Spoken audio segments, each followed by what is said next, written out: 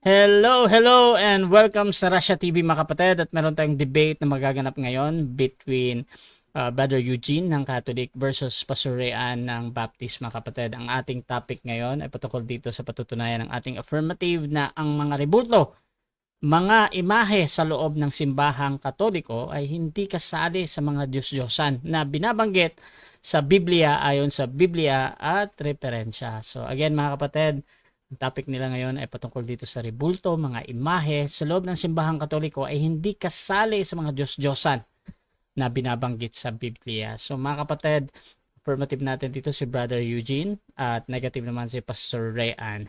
Sa ating setup ng debate, standard pa din, 10 minutes na presentation, 7 minutes sa pagtatanong, same din sa rebuttal.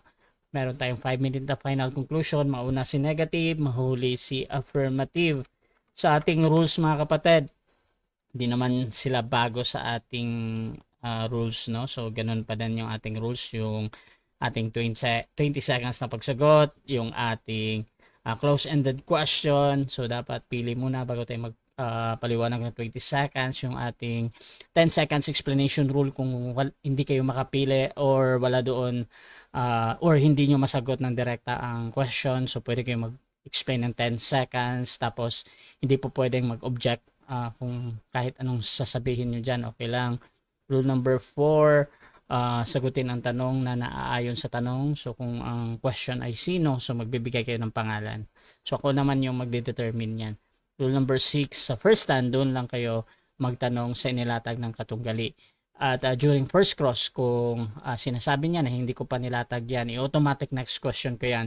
Pero kung sumasagot naman, even na hindi nilatag, okay pa yon, as long as hindi nagre-reklamo yung tinatanong ha. Pero sa rebuttal, pwede nang i-question doon kahit nilatag or hindi inilatag. Rule number 6, 2 warning galing sa akin, may disiplina yan. So, minus 1 minute sa time niya. Bihirang-bihira naman ako magbigay ng warning. No? Rule number 7, isang objection lang at isang clarification every question at no objection during final conclusion. Rule number 8, no insult about physical appearance. Pinagpabawal ko din ang panlalait na physical. Kasama doon yung mga pagmumura na alam natin. Pero meron akong pinapahintulutan ng mga salita gaya ng demonyo, kulto, sinungaling, mangmang. Mga ganun, pwede pa yan sa akin. Rule number 9, no challenge question. Ito yung mga tanong na kung mabasa ko or paano kung mabasa ko. Rule number 10, pwede kayong magtanong naman sensitive question or personal question.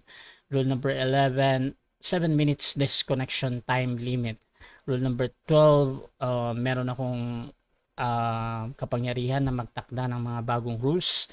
Ito yung mga first impression, hindi ko pa na experience, at yung aking judgment laging final and executory. Rule number 13, bilang moderator, ako ay nagsisilbing tagapangasiwa lamang ng debate na ito at hindi ako responsible sa anumang pananaw, paniniwala o pahayag ng mga debater. Ang mga sagot at opinyon ay pananagutan ng mismong nagsasalita. Hindi rin ako mananagot sa anumang hindi pagkakunawaan, pagkasira ng relasyon o iba pang epekto dulot ng debate na ito. So, by the way mga kapatid, sa mga bagong pasok, kung hindi alam sino ako pa nga pala si Russia Vista. Ilang taon na din akong nagmo-moderate online lang mga kapatid. At maraming beses na din akong nag-moderate ng mga kilala na debaters. So mga kapatid, ako yung tatayong moderator, streamer, timer sa debate na ito. At naka-live tayo ngayon sa Russia, sa aking Facebook, personal Facebook, as I think kay Eugene din. Ay isang malaking shoutout sa inyo dyan. At sumasangayon ba ang ating affirmative sa lahat ng nabanggit? Yes bro, walang problema bro. Ayan, at ang ating negative din. Yes, Bro Russell. Okay, so before natin simulan ang ating debate, syempre gusto ko muna kayo magpakilala sa hindi nakakakilala, at kung sino kayo, at syempre baka pwede niyo din ikwento kung paano ba nagsimula ang pag-uusap na ito at paano din tinanggap ng ating negative. So unahin natin ang ating affirmative. Pakilala ka kapatid. So sa mga hindi pa nakakakilala, sa mga baguhan pa, ito yung pangalawang beses na namin kaharap ni Puente sa online debate, hindi personal. At ala lang, gusto ko lang kasi si Puentes kasi na nakaharap natin to ng debate. Siya yung affirmative ngayon. Namin ko naman siya ulit na ako na po yung affirmative para mas patas ano.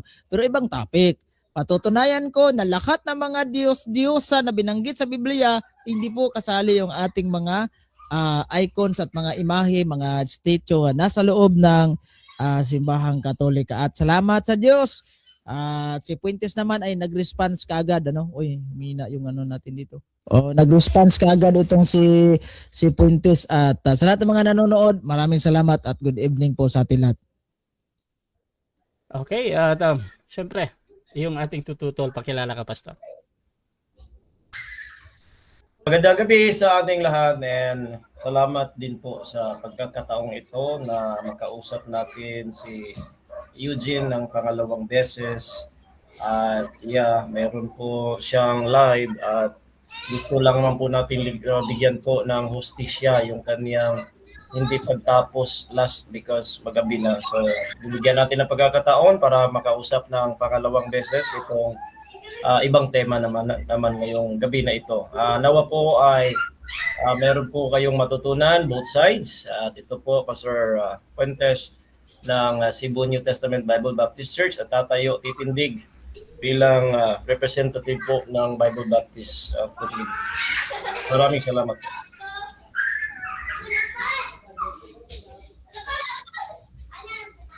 So mga kapatid, kung gusto nyo yung mga ganitong content, ganitong pag-uusap, please share yung ating live streaming. Kahit saan man kayo nanonood ngayon kay Brother Eugene, kung sa Facebook, you can comment at highlights or at followers or dito sa Russia TV mga kapatid.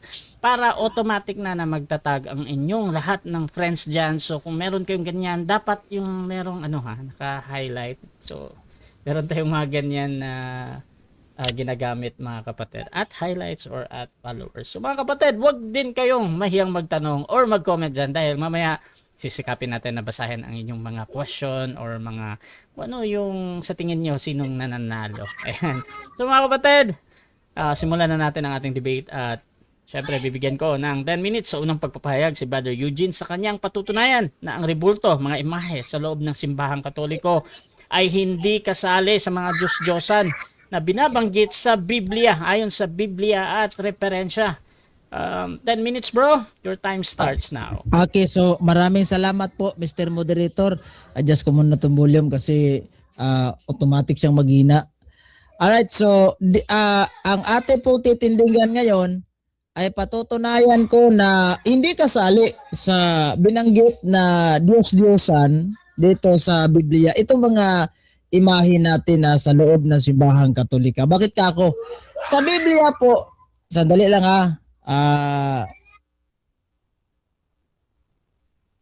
alright, so dito sa Biblia, meron akong translation na salita ng Diyos. Ang klaro pong nakasaad dito sa Exodo 20 verse 4 to 5. Basahin natin to. Total sa bagay, yan. Gusto ko tayo, mababa pa oras natin dito. So, mayroon pa tayong mamaya. So, kinaklaro po dito, ayan huwag kayong gagawa ng mga Diyos-Diyosan. Ito nyo, huwag kayong gagawa ng mga Diyos-Diyosan na anyo ng anumang bagay sa langit o sa lupa o sa tubig malinaw na huwag daw gagawa ng Diyos-Diyosan. Ang tanong, sa Biblia po ba ay pinangalanan itong mga Diyos-Diyosan? Well, kahit saan tayo bumasa na ibang, kahit anong translation babasahin natin doon sa Exodo 20, wala hong nakalagay na Mother Mary, mga santo, Padre Pio, etc. Wala ho. So binanggit, Diyos-Diyosan. Ang tanong, mayroon bang nakasaad sa Biblia? Binanggit ba ang mga, sabihin natin Diyos-Diyosan sa Biblia? Yes, binanggit po sa, ang tawag nito, sa Judge 10 verse 6 meron din binanggit si Baal. Números 22:41 Baal pa rin. Sa Judge 9:4 si Baal pa rin. Sa Salmo 106 verse 28 si Baal pa rin. Doon sa Judge maghuhukom ba to 33, binanggit si Baal pa rin. 2 Hari 1, verse 2 to 3, binanggit dito si Baal Beelzebub. Itong sa Marcos 3:22, Beelzebub pa rin. Sa Isaias 46:1, si Beelzebub pa rin. Sa Jeremias 48:7 hanggang 13, si Camus binanggit ito. Sa Amos 5:26 naman, si Sakot binanggit. Sa unang Samuel 5:2-7, si Dagon binanggit din. Sa Acts chapter 19 verse 34 to 27 hanggang 28, binanggit din yun, may pangalan dun eh. Sa Isaiah 56:11, binanggit doon si God. No? Yan. Sa Exodo 32, binanggit yung gintong baka. Alam mo po yung gintong baka. Sa Acts chapter 14 verse 22, verse 12, binanggit na may pangalang Diyos. Yan. Hindi po walang modermere sa mga binanggit natin At din sa Lucas 16:9 hanggang 11, tinatawag din na may mga kung bagay earthly, earthly world, mga kalibutanong bahandi. So kasali na rin doon. Yung Jeremias 52, binanggit may pangalan Sino pangalan doon? Merodach. Merodach. At yung sa Sophonias 1:5 naman, binanggit ang pangalan na Diyos si Milcom. Sa Levitico 18:21 naman, binanggit si Molok. Sa Acts chapter 7 verse 43, binanggit si Molok pa rin. Doon sa pangalawang hari 18:4, binanggit si Asura. Alright. So sa 2 hari 17:30, binanggit pa rin si Asura. Asima. Sa Isaiah 37:38, binanggit na si Rock. At saka sa 2 Hari 5:18, binanggit pa rin si Ramon. Alright, doon sa Ezekiel 8:14, binanggit din si Tamos. Acts chapter 28 verse 11, yung kakambal na Diyos. Yan, binanggit din. So sa lahat ng mga verses na binigay ko, kung mayroon pa mang iba, wala hong Mother Mary na kalagay, walang mga santo, walang si Jesus Christ na rebulto, wala ho. Ang problema po nitong si Pontus, itong katunggalon natin, kasi nakabasa lang ng Diyos sa Biblia, nilalahat po niya, generalize po ni Puentes. Hindi po pwede yun. Dapat mayroon tayong classification kasi according sa Harper Bible's Dictionary, nasabi doon, all idols are image. Lahat po ng mga Diyos-Diyosan ay imahe. But not all religious image are idols. Malinaw yun. Nakasaad. Pero, yun nga, hindi ko pinipilit sa'yo na paniwalaan mo yung dictionary. Pero, yan po yung mindset po ng mga tunay na Kristiyano. Kaya kung titignan natin yung history book, meron ako rito, yung unang mga Kristiyano, nagprinted sila ng picture ni Jesus Christ sa mismong tela. Bakit ginamit ng mga unang Kristiyano kung Diyos-Diyosan yun? Si Kristo nga nagpuntang imahe sa kanyang father do sa St. John chapter 8 verse 28. Nagprint siya ng picture of what I have seen of my father. Sabi doon sa The Boys Bible. So dito pa lang malalaman natin na si San Pablo nga, di ba, nagsabi siya, may imahe siyang dala, a placard with picture of Jesus Christ dying on the cross. Sa Living Bible, sa Galatians chapter 3 verse 1. At saka sinabi pa dun sa 3 CGs ng Hebrew, kung hindi ko nagkakamali, kasi hindi ko na lang babasahin, na nandun sa Living Bible sa likod ko, ibinanggit dun, we have an altar, the cross where Christ was crucified. So doon sa hindi naman iso dito kung pinahintulot ba yung mga imahe sa loob ng simbahang Katoliko, sino gumawa, pinahintulot, mayroong bang utos. Ang subject matter po natin dito, hindi kasali sa mga Diyos-Diyos na binanggit sa Biblia. Alam siguro ni Puentes yan kasi nag-aral siya ng pagkapastor niya, nag-aral siya ng theology. Alam niya. Sa loob ng Biblia, binanggit yung mga pangalan sa mga Diyos-Diyosan. Alam niya yun. Hindi imposibleng di mo alam yun. Pastor ka di ba? So baka may mga membro magtanong sa'yo, Pastor, ano po yung mga pangalan ng mga Diyos-Diyosan na binanggit sa Biblia? May pangalan po. Binigay ko yung mga sutas. Diba? Oh, isa na si Nisrok, si Baal, si Asherah, di ba? Si Zeus, o si Diana, di ba? Si Rapam ba yun? No, yung sa Acts of the Apostle, binanggit yun. Di ba? So, may mga pangalan po sa Biblia ang binanggit. At sa lahat ng mga verses na binigay, kung nag-take note lang si Fuentes, malamang sa malamang, wala siyang maririnig na may kasaling Padre Pio, kasaling Saint Lawrence Ruiz. Wala hong binanggit sa Biblia. Paano naging Diyos-Diyosan ng isang bagay? Kapag po ay kinikilala mo yung Diyos at sinamba mo siya bilang isang Diyos, ang isang bagay. Kaya nga maging Diyos-Diyosan ng tawag. Sa simbahan Katolika, hindi natin ginagawa yun, of course. Pero yun nga, hindi naman issue dito kung sinamba ba natin yung imahe o hindi. Ang importante lang, malinaw natin dito sa lahat ng mga, lalo sa mga followers ni Fuentes, sa kanya mga membro na, ma-curious siya, hindi pala kasali, bakit sinama? Di ba? Bigyan kita nag-sample ng analogiya. Of course, parehong tao. Pero yung binanggit po is indigenous people. Paanong sasali ka sa indigenous people? Hindi ka naman kasali sa tinatawag na indigenous. Of course, tao ka. Pero hindi ka kasali sa indigenous people. Halimbawa, para saan ba yung Pantawid? Purits of the Poor. Sali ka ba sa Pantawid? Sali ko ba? Tao ko. Tao ka nga. Pero hindi ka naman bilong sa Purits of the Poor. Ikaw po'y may trabaho. Ikaw po'y nasa gobyerno. Ikaw po'y hindi mahirap. May refrigerator ka. May 3 motor ka. Yun po yung ibig sabihin na hindi porke tao ay kasali na sa Purits of the Poor. Sa Biblia, pag nakabasa si Fuentes ng rebulto. O yan kaya nga mayroong termino sa simbahan Katolika na binato namin sa inyo. Kayo po'y mahilig sa mga isyong rebulto. Ang tawag sa inyo, rebultologist. Di ba?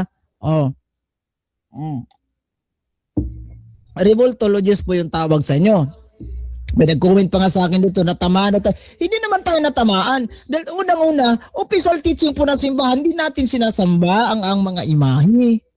Okay lang yung gumagawa sinasamba So, uulitin ko walang nabanggit sa Biblia, kahit larawan ni Kristo, larawan ni Santa Maria, kahit statement po na ito po'y kasali ang mga banal natin na sabihin na natin, ito si San Lorenzo Ruiz sa pagkikilala ng mga Baptist believer. Yan, yung rebulto ni San Lorenzo Ruiz. Diyos-Diyosan yun. O sino nagsabi? O hahanapan ka ng sita sa Biblia. O yun bawal gumawa ng mga rebulto. Kayo, gumagawa kayo. Yan ang problema.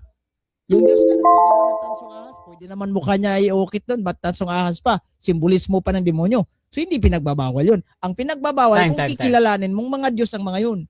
At hindi naman issue dito. Time na ro. Maraming salamat at God bless po sa inyo lahat. Okay, dako tayo sa unang pagtatanong ng ating negative Pastor Ray. 7 minutes ito. Your time starts now, Pastor. Okay, una kong katanungan, Eugene, meron bang mga passages in the Bible about graven images na it is generally spoken? Meron o wala? Wala, bro. Sige, next question. Okay, sabi mo wala. Nabanggit mo yung awit 106 na meron pong pinangalanan na sabi mo parang yata Baal yata if I'm not mistaken. So, pero doon po sa awit 115 na tumutukoy din po sa isang idol, may pangalan ba yun? Wala. Walang pangalan, pero yun po yung mga katangian ng mga Diyos-Diyos. Kasi po, pag kinukumpleto mo yung statement doon, pag iatras mo yung basa, naghanap yung mga tao, sana ba yung Diyos? Ay, yung Diyos namin, O kaya nga sinabi do, may mata pero hindi sila nakakakita, may mga ilong pero hindi sila nakakarinig. Yun po yung mga Diyos-Diyosan. Nila hindi naman pinangalanan, bagkos nilarawan kung ano yung mga Diyos-Diyosan. Sige bro, next question. Okay, sabi mo hindi pinangalanan at yun po ay mga katangian, sabi mo doon sa sagot mo. So basically, pag hindi po pinangalanan, ito ba ay magiging Diyos-Diyosan pa rin o hindi para sa'yo? Depende yan bro. Depende kasi kapag hindi pinangalanan at hindi naman tinutukoy sa mismong Diyos-Diyosan, wala tayong problema nun. Pero pagka tinutukoy sa mga Diyos-Diyosan, dyan tayo. Sige bro, next question. Okay. So dito po sa ginamit mong Exodo 23 hanggang 5, ano po ang ibig sabihin ng anumang wangis, yung word na anumang? Anong ibig sabihin nun? Ang ibig sabihin nun bro, na anumang wangis, kahit tao, hindi ka pwedeng gumawa. Kahit mga hayop, hindi po pwede yun. Pero ang binanggit, wangis po sa mga Diyos-Diyos. Klarong-klaro. Sa Bibliang salita ng Diyos, pinagbabawal Diyos-Diyosan. Hindi naman yung mga santo. Ayan bro, next question. Okay, tanggap mo ba na itong Douay-Rheims version na salin po ng Katoliko na galing po sa Latin Vulgate, tanggap mo ba ang salin na ito, yes or no? Tanggap ko bro. Sige. Okay. Kasi po sa Douay-Rheims version na mababasa natin, verse number 4, thou shalt not make to thyself a graven thing, nor the likeness of anything. Ano pa pagkaintindi mo sa likeness of anything? Is it general or specific? Specific po yun bro. Pagka sandali lang bro ha. Na-load is managed. Alright. Specific po yun bro. Hindi po yan generalize kasi pag generalize po yan, may mga siguro kasali na yung kay Mother Mary, lahat ng mga santo namin, pero specific po yun. May kwan yun may kaakibat na verses yun na kung saan yun. Next question bro. Kung specific po yung anything, ano po yung general term sa anything kung specific yun para sa'yo? Pag yung general ano ba yun yung general term sa anything, pag ibig sabihin pag may binanggit na lahat po, pero na tumutukoy po ito sa Diyos-Diyosan sa Deuteronomy 4:19 po, mababasa natin doon na yung kahulugan doon sa yung tinutukoy sa Exodo 20 verse 4 to 5. Sige. Okay. Again, ano po yung kung ang anything ay specific, ano po ang term o kaya word na adjective na ipalit natin if this is specific, ano po ang word para gawin nating general yung anything? Ang ipalit mo dyan na word bro is dapat kailangan lagyan din siya ng pangalan bro. Yung halimbawa, do not make anything including, yung may mga term including bro, ilagay mo dun including the saint, including the image of, ayan, yung mga ganun. So siguro masasabi natin na, bawal kasi including di ba Pero yung ibig sabihin nito, yun po yung sa Deuteronomy 4:19. Next question. Okay, pag lagyan mo ng pangalan para sa iyo, yun po ay generalization. Depende pa rin. Kasi nga yung sinasabi ko, including, may term na including. Wala naman sinasabing including, di ba? Sinabi lang, anything. Do not make any graven things or anything. Wala namang karugtong na including. Pag ibig sabihin pag anything, hindi ibig sabihin lahat na yon. Anything specific, naka-refer po yan sa mga Diyos-Diyosan. Hindi po naka-refer sa mga santo.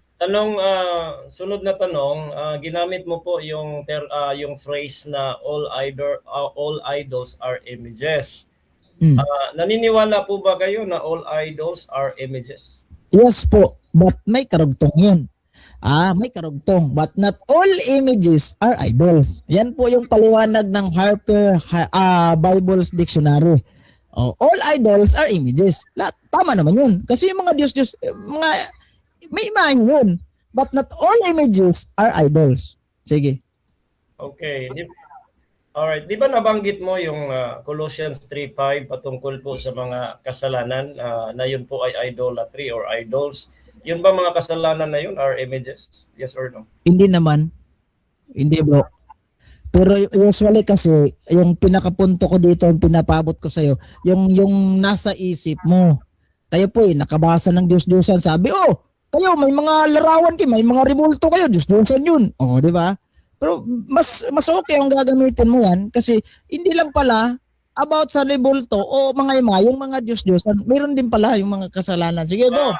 Nabanggit mo po yung ahas na tanso, ito ba ay naging Diyos-Diyosan, yes or no? Hindi naging Diyos-Diyosan yan, bro. Kasi mismo Diyos ang nag-utos. Oh, kasi Diyos yung nag-utos di ba? At mayroon siyang purpose bakit pinagawa ng Diyos kasi lahat ng mga nakagat ng ahas doon ka tumingin sa tansong ahas ay makukure yung sugat mo, mahihil yung sugat mo. Alright, time na, sayang. Okay, so dyan nagtatapos ang unang pagtatanong ng ating negative. Dako tayo sa ating negative presentation. Pero bago yan, shoutout muna kay Pastor Joey Aguilos. Congratulations, Pastor Ray. Sabi niya, Arlo Gabutan. Good evening, Pastor Ray. Bro, mag-mute mo na ako, bro. Yes, bro. Jason Gulong, kung hindi kasali na pa-off yung share screen muna. Ayan, thank you. Shoutout kay Jason Gulong, kung hindi kasi na Diyos-Diyosan yung mga rebulto na iyan, lalabas ay mga Diyos iyan na papatawa ata itong affirmative. Shoutout din kay Harry Corpus, walang takbuhan ka po ha. Shoutout din kay Gok Lorenzo, makapaminaw na sa tag-debate nga murarag trash to kay sa Dota. Shoutout din mga kapatid kay Mateo Matis Matias. Ano daw, basa nagmamarunong sila pero lumilitaw na sila ay mangmang sapagkat pinagpalit nila ang dakila at walang kamatayang Diyos sa mga Diyos-Diyosang ay yung tao na may kamatayan, mga ibon, mga hayop na may 4 na paa. Haba yung comment niya. Rhodes Edorio, sabi niya, talo na naman ang Baptist. Congrats bro Eugene. Shoutout din kay Oliver Bastasa. Wala yan si Fuentes para sa kanya. Lahat ng rebulto Diyos-Diyosan sa kanya. Kaya siya ang may Diyos-Diyosan, hindi tayo. Shoutout din kay Pastor Dino Diaz ng Baptist. Pastor Ray, 10 minutes. Your time starts now. Kaya share ko muna yung Bro Ras. Share screen ako ha, para may reference tayo sa Biblia. Okay naman siguro, no? Makikita ba yun? Makikita, bro? Okay, so una sa lahat, okay, sige po. Ta-timer ako muna dito para at least. Okay? Alright, so una sa lahat, yung ang presentation po ng ating kausap napaka-lame. Hindi po siya matibay na patunay. Kasi po una sa lahat, ang kanya pong sa cross-examination laban bawi at saka mali-mali pa yung kanyang mga sagot, mga kaibigan. So ang kanyang contention ay hindi raw kasama sa mga Diyos-Diyosan yung kanilang mga imahe, yung mga rebulto nila sa Biblia. Ayon sa Biblia at referensya, it is because hindi raw binanggit yung mga pangalan. Samantala, mga kaibigan, mga kapatid, most of their, if not all, is most of their mga Diyos-Diyosan sa ngayon ay hindi po naabutan ng Old Testament. Hindi nga po naabutan sa 1st century, mga kaibigan, mga kapatid. Kasi po ang ating tinutukoy dito, hindi po si Jesus Christ at mga apostol at saka si Mary, hindi po. Ang ating tinutukoy po dito, yung mga imahe at saka mga rebulto. Kahit anong pangalan po ninyo diyan, pangalanan mo man yan Maria o kaya Kristo, the truth of the matter is hindi po yan, hindi po kayo tiyak kung yun ba talaga ay si Maria o kaya ang Panginoong Hesukristo. So ngayon, sa ating pagtatanong po mga kapatid at mga kaibigan, na sinasabi po niya na yung anything daw ay specific, maling-mali po yun. No? Alam po ng mga nag-aaral. Kaya nga, ito nga pong formal debate, hindi nga po ito para sa lahat. Dapat kahit man lang sa mga vocabulary, adjective, noun, ay alam mo yung mga pinag-uusapan, mga kaibigan. Yung anuman o kaya anything, sabi po niya, yan daw ay specific. Kaya sinabihan natin kung paano po yan gawing general. No, mga kapatid at mga kaibigan, para po sa inyong pagkakaalam o kaalaman, ito pong Exodo 20, 3 hanggang 5 Ito na po ay mag-explain sa lahat. Ang sabi po sa 3, Thou shalt not have strange gods before me. Okay, huwag kang magkaroon ng mga Diyos-Diyosan. Ito po yung verse number 3. So sa verse number 4 ay pinaliwanag sa atin, sa mga tao, unang-una sa immediate context ay mga Israelitas, pinaliwanag kung paano magkaroon ng ibang Diyos o kaya mga ibang Diyos sa harapan ng tunay na Diyos. So verse number 4, Thou shalt not make to thyself a graven thing. Yan po ay specific, general po yan, wala nga pong pangalan, graven thing. Okay? So kung titignan natin ang kanilang mga ribulto at imahe, marami po dyan graven thing po mga kapatid.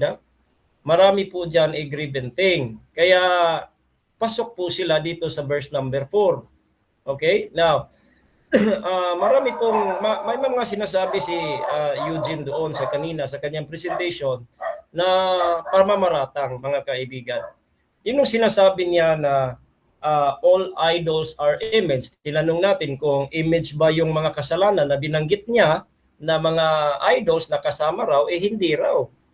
Di ibig sabihin you are self-refuting. For example, itong mga ganito. Yan po ay mga graven. Okay? Graven thing po yan. Yung mga ganyan. No? May images dyan, tapos may iba dyan graven thing. So, ibig sabihin, pasok na pasok kayo dito sa inyong Biblia mismo, gumagawa kayo ng graven thing, tapos dito sabi, nor the likeness of anything. General po yan, anything That is not specific, Eugene. Kasi nga, tingnan mo, that is in heaven above, on earth beneath. So, that is in general. Ngayon, kayo po ay, dito po sa verse number 3, verse number 4, okay? Sa verse number 4, itong verse number 3 po na strange God, dinideny ninyo ito. Of course, wala namang criminal na aamin, dinideny po nyo yan. Pero sa definition po ng Diyos, sa number 4, guilty po kayo kasi gumagawa kayo ng graven thing. Ngayon, dito naman sa verse number 5, ang sabi, Thou shalt not adore them nor serve them. Ito, guilty na naman kayo. Okay? Ano po ang ibig sabihin dito? Is this not serving and adoring these things, di ba? Marami pong mga, tingnan natin. Marami pong nag-adore, ayan So you are adoring the graven images at makikita po natin na talagang guilty po kayo sa ginamit mong talata. Ngayon, sabi ko sa iyo kanina kung meron bang mga passages na generally spoken, sabi mo, wala. Meron mga kaibigan, dito nga po sa Jeremiah chapter 10, ito nga ay walang pangalan dito. So, dinidescribe dito kung paano gumawa yung mga hidden, yung mga walang Diyos, kung paano sila gumawa ng Diyos-Diyosan, di ba? Galing sa kahoy, ginawa sa kamay ng mga tao, gamit po yung palakol, tapos they deck it with silver and gold, they fasten it with nails, with hammers, that it move not, they are upright as palm tree, but speak not. Ito, lahat ng ito ay description po ng inyong mga ribulto. Ngayon, ginamit mo yung awit na naman, awit 106, pero sa 115, tayo po ay nagtanong sa iyo kung ito ba ay general, sabi mo naman, hindi na naman. Ang sabi dito, sabi mo ay katangian. Ang sabi dito, their idols are silver and gold and works with man's hands. They have mouths but they speak not. Lahat ng ito, pasok po ito sa mga ribulto ninyo. Pero ito po ang catch, mga kaibigan. Ang catch po dito, kung kayo man ay gumawa ng ribulto, kasi nga, mga graven images, ang Diyos mismo nagpagawa po. Kaya nga, mali na paratangan ninyo kami na lahat ng mga images ay automatic na Diyos-Diyosan. Hindi po ganon. Bakit mga kaibigan, mga kapatid, meron naman tayong mga imahe sa Facebook lahat. Hindi po magiging Diyos-Diyosan yun agad per se. Ang Diyos po ay nagpagawa ng mga imahe ng kerubin. Ito ba ay naging Diyos-Diyosan? Hindi po. Pero nung tinanong po natin si Eugene na naging Diyos-Diyosan ba yung ahas na tanso, sabi niya hindi raw. Ewan ko po sa iyo, Eugene, kung ikaw ba talaga nagbabasa ng Biblia, kahit po sinong CFD ang inyong tatanungin, naging Diyos-Diyosan po ito pong brazen serpent o tansong ahas 2 Kings 18:4. He removed the high places and break the images and cut down the groves and break in pieces the brazen serpent. Tingnan natin yung oras, 2 minutes. Okay. Sabi dito, serpent that Moses had made, for unto those days the children of Israel did burn incense to it. Ito nga po ay kasama sa mga images na giniba, sinira po ni King Hezekiah. Dahil ito nga ang mga Israelita, sila po ay nagsisindi, nagsusunog sila ng insenso at pinangalanan pa nila itong Nihustan. Ewan ko kung sinong CFD ang agree dito kay Eugene na hindi raw naging Diyos-Diyosan ang brazen serpent. Noong ito po'y pinagawa ni Moises para titingala yung mga nakagat ng ahas, hindi pa. Pero later on, pagkatapos noon, ito yung ginawa ng mga Israelita. So basically, kahit ang pinagawa ng Diyos kay Moises, magiging Diyos-Diyosan yon. Kasi kung nauunawaan nyo lang yung Exodo 20 na una mong ginamit, malinaw po dito na kung verse number 4 lang, wala, hindi po kasama yung inyong mga images. Ang problema, merong number 5. Ito yung gawa na magiging Diyos-Diyosan ang graven image. Again, uulitin ko, ang paggawa ng graven image per se ay hindi po yan bawal sa Diyos. Kasi po, iisang utos lamang ito. Ang bawal po na pagka ikaw gumawa po ng any graven image, di ba? Sinabi po, any graven image, and then you will bow down and serve them, ayan po ang bawal. Kaya ang tanong, kung inyo ba itong ginagawa? Yes, ginagawa po ninyo. Therefore, yung mga ribulto po ninyo, naging Diyos-Diyosan ninyo.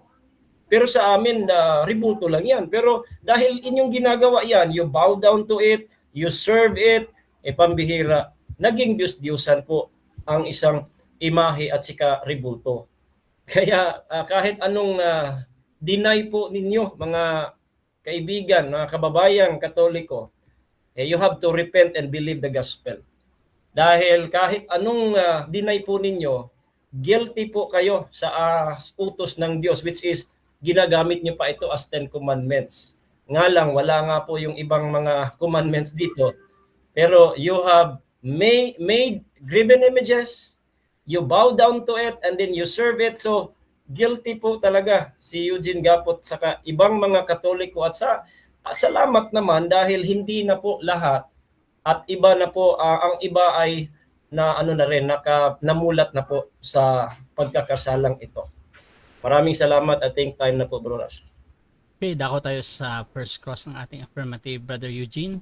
Your time starts now.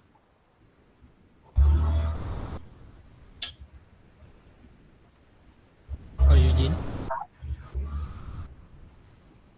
Bro, wala kang audio, bro? Sorry, nag-mute ako. Yan. Proceed, bro. Alright. So, sa lahat ng mga nanonood, magandang gabi. Una kong tanong, ano ang Diyos batay sa Biblia? Ano ang Diyos batay sa nakasulat sa Biblia?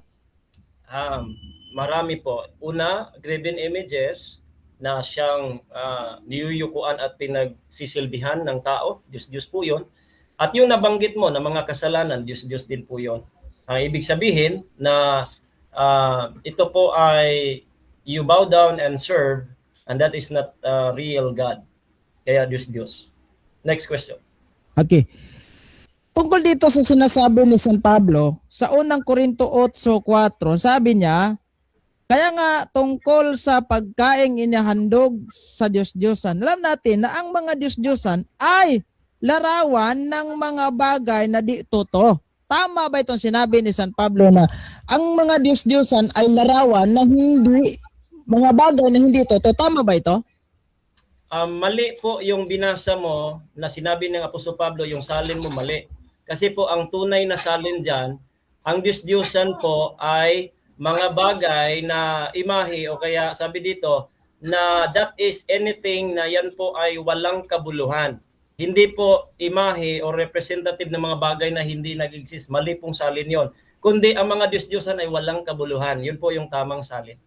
Next Okay. question. So dito, babasahin ko ito sa sa King James Version. Tungkol sa mga pagkain, nawa itong tingog. Tungkol sa mga pagkain ng mga bagay na inihain sa mga Diyos-Diyosan. Nalalaman natin na ang Diyos-Diyosan ay walang kabuluhang sanlibutan at walang Diyos liban sa isa. Tama ba itong sinabi ni San Pablo sa King James Version na ang Diyos-Diyosan ay walang kabuluhan sa sanlibutan?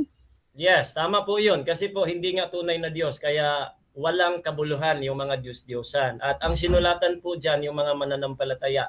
So therefore, pwede pong kumain ng mga inihain sa Diyos-Diyosan sa panahon ng mga hintil, mananampalataya, dahil we believe na isa lang ang Diyos at walang kabuluhan yung mga Diyos-Diyosan.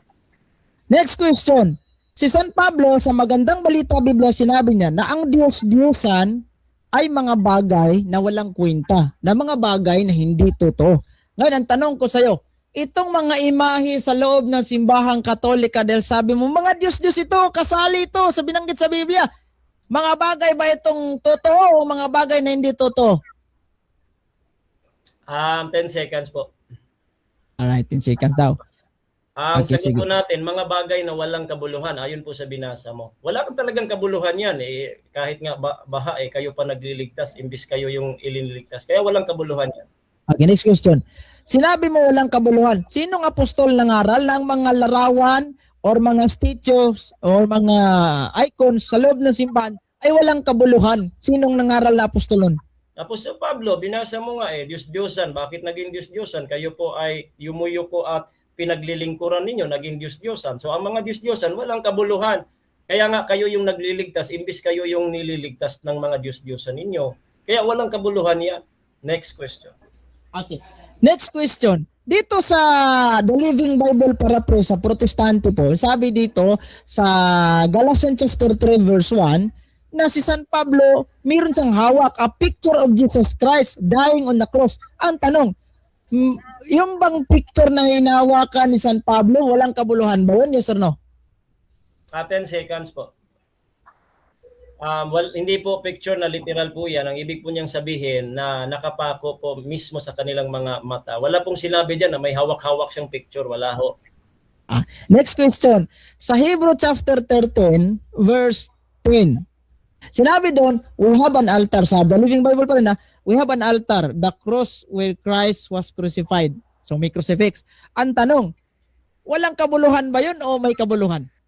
Kung crucifix, walang kabuluhan yon. Pero sa Biblia, hindi po crucifix ang cross of Christ. Tumutukoy po yan sa suffering of Christ or death of Christ. That is figurative. That is not literal cross. Kasi yung literal cross, imbento yun ng mga Romano. Hindi yun imbento ni Kristo. Basta literal. Pero yung kamatayan ni Kristo, cross of the Jesus Christ. Binanggit mo na ang pagka-crucifix, okay yun. Sabi mo nga, pagka-crucifix, okay yun. So tatanggapin mo ba yung sinasabi mo na ang crucifix okay? Hindi po, dahil hindi ko po sinabi yon. Ang sabi ko po, kung crucifix yan, walang kabuluhan. Pero hindi po crucifix ang ibig sabihin ng cross of Christ. That is the suffering of Christ, figurative po yan. Wala kasing cross si Kristo na ginawa. Yung cross ni Kristo na literal, gawa yun ng Romano, mga kalaban niya. Kaya ang cross of Christ, figurative, the death of Christ or the suffering of Christ. Okay. Next question. Meron akong mga sitas na binasa kanina sa Biblia mismo. Ang tanong, sa binasa ko mga sitas sa Biblia, narinig mo ba na may mga pangalan ng mga santong binanggit? Narinig mo? Wala? Wala po, dahil hindi po naabutan ng Old Testament, New Testament yung mga Diyos-Diyosan ninyo, yung mga ribulto, hindi ho. Kaya may mga general na mga passages na yung mga binigay ko, o kaya yung binigay mo na Exodo 20, general yun, anything nga eh. Next question. Next. Moderator, ilang oras na? Last 50 seconds. So, meron pa tayong second question, no? Second round, no? Doon na lang yan sa second round, bro. Kasi 50 seconds na. Sige. Okay, Kaya so nga, salamat na maaga tayo ngayon.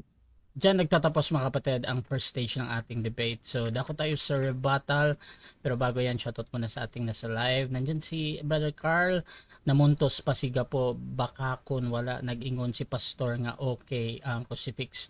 Shoutout din kay Pastor Lloyd ng Reform. Magaling talaga si Pastor Ray. Sumagot. Maaral na lang si Eugene. Sana may matutunan siya. Shoutout din kay June de la Cruz. At dito din kay Michael Leteren na mali daw ang salin. Hahaha. Shoutout din kay John Michael Samonte. Congrats bro Eugene. At nandito din si June De La Cruz Romo. Congrats brother Ray Antuentes. Shoutout din kay RD Algo. Pwede ba makadebate si Eugene? So, mga kapatid, tuloy-tuloy tayo dito at dako tayo Sir Battle. Again, ang topic natin ay patutunayan ng ating affirmative ng rebulto, mga imahe sa loob ng simbahang katoliko ay hindi kasali sa mga Diyos-Diyosan sa Biblia. Binabanggit sa Biblia. Your time starts now, bro. Ako bro, no? Sandali lang. Bro, hello bro. Ako ba yun bro? Sige. So, maraming salamat Brother Rasha at saka sa katunggal natin sa Puentes. Tignan, wini-wave ko na muna kasi may pangalawang tayo, may pangalawang round tayo. Unlike dun sa dati, isa lang. So ngayon, nakikita nyo ba? Pala no, sariling interpretation lang pala nitong si Puentes. Sabi niya, bro, tansong ahas, Diyos yun. Pag sinabi mong Diyos yung tansong ahas na pinagawa ng Diyos kay Moses, ibig sabihin, ang Diyos mismo lumabag sa kanyang utos. At nagkaroon mismo ang Diyos ng Diyos-Diyosan kasi siya yung nagpapagawa kay Moses Inutosan niya si Moses na gumawa ka ng tansong ahas kasi yung mga tao, doon sa disyerto, lagi silang nagrereklamo. Dinala mo kami rito sa papatayin mo ba kami? So, ang nangyari, tiniklaw sila ng mga ahas, yung mga makakamundag na ahas. So, ang ginawa, nagpapagawa ang Diyos ng tansong ahas kay Moses.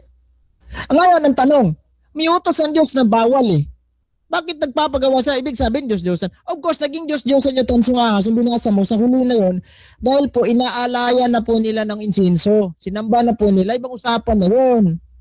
Diba? Kaya nga binasa mo, nag-alaw sila ng insinso at pinangalanan pa nila. Bawal na po yun. Hindi na po kasama at hindi na po kasali sa usapan sa Panginoon yun. Diba? Dapat alam mo. So, dito focus tayo. May nabasa ba siya? Wala. Self-interpretation, pagka ginamit niya Biblia, hindi ko lang natanong sa kanya, mayroon ba siyang Bible scholar? Wala rin. So, yung kanyang paliliwanag, not scholastic. Ibig sabihin, self-interpretation. Kaya siguro marami mga Baptist na nagsidating may Bible Baptist, may mga Independent Baptist Church. Iba-iba yung mga pangalan ng mga Baptist kasi iba-iba yung interpretation niya sa Biblia Hindi isa, hindi marami. Ang palusot ninyo ay hindi tatanggapin ng Security Exchange Commission. No! Kaya nga, yung basa mo sa Biblia, walang Bible scholar, not scholastic yun. Pag not scholastic, walang kwenta yun. Ngayon, sabi niya, maling salin daw itong Good News Bible. So ngayon, tanong ko sa kanya, mayroon ba siyang, mayroon ba siyang, baka na may mag-search siya ngayon, mayroon ba siyang certificate galing po sa Philippine Bible Society ng kanilang pinoproduce na Good News Bible, magandang balita, maling salin. Kung wala, kanya lang yung binigkas kasi natural, tutol siya. Ibig sabihin, nananatili pa rin tama itong Bibliang binasa natin. Sabi, mali yung basa mo. Mali yung translation na yun. Sino nagsabing mali? Ikaw lang. Dahil dun sa pananampalataya, dahil sa pag-uunawa mo, hindi mo tanggap. Ano ba sinabi? Ito po si San Pablo, nagbibigay siyang kahulugan kung ano yung Diyos-Diyosan. Basahin natin to Sa 1 Corinthians chapter 8 verse 4. Malinaw itong sinabi ni San Pablo. Yan Ito, basahin natin Kaya nga, tungkol sa pagkaing inihandog sa Diyos-Diyosan, may mga pagkaing inihandog sa Diyos-Diyosan, hindi natin kasali doon. Yung mga alay-alay, yan po yung tinatawag na widow worship. Yung mag-iho ka ng baboy puti, at saka ialay mo sa balite, tatawagin mo yung mga maligno, mga engkanto, mga diwinde, mga yung mga diwata, kung ano pa yun. So yun yung ibig sabihin widow worship, kasama din sa binanggit na Diyos o yung mga engkantadya. Sabi dito, kaya nga tungkol sa pagkain inihandog sa Diyos-Diyosan, alam natin, sabi ni San Pablo, alam nating ang mga Diyos-Diyosan ay larawan ng mga bagay na di totoo. Ano daw? larawan ng mga bagay na di totoo. Si Santa Maria, totoo ba? Yes! Kaya nga siya may larawan dahil totoo siya. Pag di siya totoo, bakit ka gumawa ng larawan? Haler, ano yan? Abstract? Ha? Ano yan? Ha? Yung pagka sinabi nating Mother Mary, ano yan? Fiction stories lang yon. Yung halimbawa, bigyan ko kayo ng sample na hindi naman totoo. Superman, may Superman ba? Nag-exist ba yan? Wala. Katang-isip lang yan sa mata, ginawang movie. Kung mayroon man, di sana, pinadala natin sa Spratly Island yun. Yung sa Girang Marawi, kasagsagan, pinadala na natin sa si Superman, si Batman, si Spider-Man, yung mga Power Rangers, di ba? Walang ganun. Yung mga zombie, fiction stories din yun. Kagaya din yan sa pag-iisip ni Pastor na yung kanyang mga salita, puro fiction stories po. So paano naging fiction itong mga larawan sa loob ng simbahang Katolik? Nag-exist po si Father Pio. May Father Pio naman talaga. May Saint Vincent Ferrer, may Santa Maria, may Hesus Cristo. At hindi naman siguro masama na magkakaroon tayo ng larawan ni Hesus Cristo Rebolto. I don't know kung kasama mo ba yung, kasamahan mo ba yung nagpaparada ng malaking corona na may nakalagay na Jesus reigns. Pinaparada pa. Doon to kung kasamahan mo ba yun? Diba? Tuwing mag-anniversary ba yun sila na nakaparada, kalaki ng corona na may Jesus reigns. Saan kaya mabasa sa Biblia yun? Diba?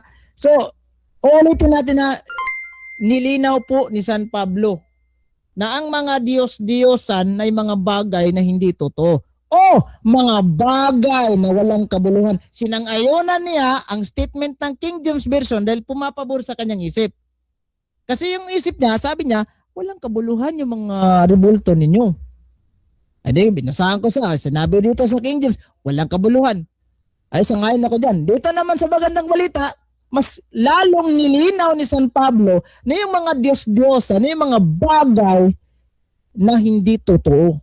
Paano naging Diyos-Diyosan itong larawan ni Hesus Kristo? Explain mo nga. Hindi ba totoong may Hesus Kristo? Hindi ba totoong may Santa Maria? Diba? Totoo naman na may Hesus Kristo. Totoo naman na may Santa Maria. Totoo naman na may San Jose. Totoo naman na may Saint Vincent Ferrer. Totoo naman na may Saint Augustine. Totoo naman na may si Saint Thomas. Lahat ng mga santong Katoliko. Nag-exist po sila dati yung before sila namamatay. Si Saint Francis of Assisi. At may mga bagong santo na rin tayo na natanghal. Halimbawa mo lang yung the first millennial saint, si Saint Carlo Acutis, di ba? Hanggang sa doon, Diyos-Diyosan din yun. Nag-i-exist yun. May video pa nga di ba? Nung buhay pa siya, mayroon pa nga siyang video. So hindi po kasali. One word is enough for a wise man tayo. Sabi na nga ni San Pablo, mga bagay na walang kabuluhan. Sana naman pastor, kung pastor ka ng baptismo, isipin mo kung ano yung mga bagay na walang kabuluhan. Atake kayo ng Katoliko, yung mga ano nyo, walang kabuluhan. Hindi ko narinig sa yung live.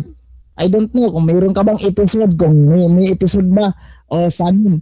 Hindi ko naririnig sa live mo, inatake mo yung mga Indian God, yung mga yung may tatlong mata, may mga 6 na kamay, nakahawak pa ng pako yung isa.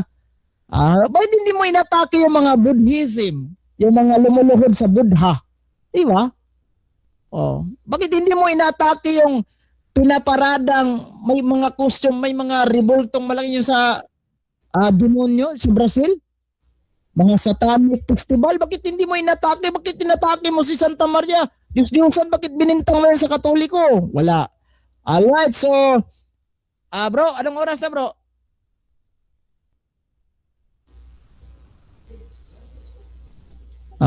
Bro.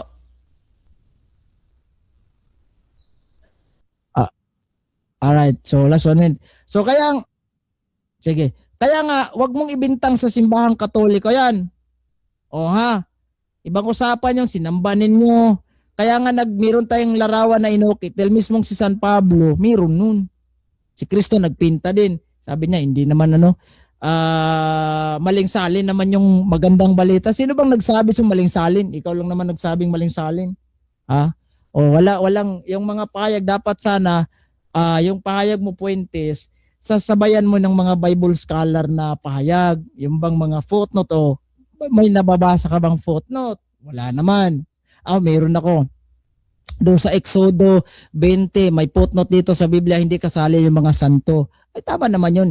Specific doon sa mga Diyos-Diyosan, hindi yung sa mga banal. Dahil unang-una, hindi po Diyos-Diyosan yung mga banal nga, Diyos-Diyosan pa. Ano ka ba naman? Oo. Wait ko na itong oras, Mr. Moderator.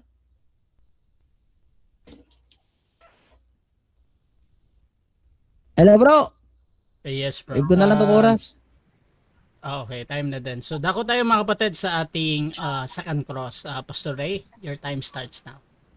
Okay, sinabi mo na of course naging Diyos-Diyosan yung ahas na tanso nung ito po ay inalayan nila ng insenso. So, inaamin mo ngayon na later on itong pinagawa kay Moises, pinagawa ng Diyos na imahe, tribulto ng ahas na tanso, pwede palang maging Diyos-Diyosan. Tama, mali? Yes bro, sa huli bro, kasi inalayan na nila at binigyang pangalan. Pero nung inutos ni Moises yon, inutos ng Diyos kay Moises, hindi pa Diyos-Diyos yun. Dahil kapag sinabi nating Diyos-Diyos na yun, yung mismong Diyos lumabag sa kanyang kaya nga pinagiba dahil una, nakapokus na yung mga tao doon sa tansong ahas, inalayan na nila ng insenso at binigyan pa nilang pangalan. So hindi na yan issue bro. Okay, screen ko muna. Share screen. Okay, so dahil ang sabi mo pa ay nag-alay ng insenso, bawal na yun, sabi mo.